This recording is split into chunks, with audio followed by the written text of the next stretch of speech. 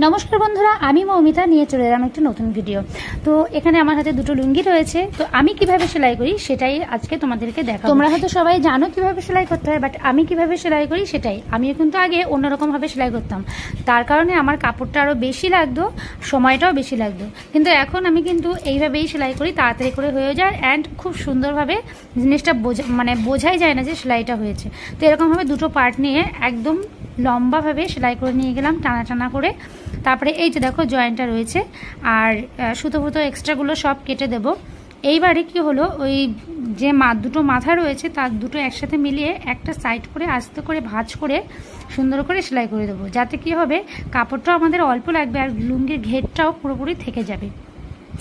তো এটা কিন্তু একটা টেকনিক, এটা আমিও আগে জানতাম না, আমিও আগে অন্যভাবে সেলাই করতাম, যার কারণে কাপড়টা বেশি লাগতো। এখানে কিন্তু অল্প কাপড়ের মধ্যে খুব সুন্দরভাবে একদম সেলাই হয়ে যায়।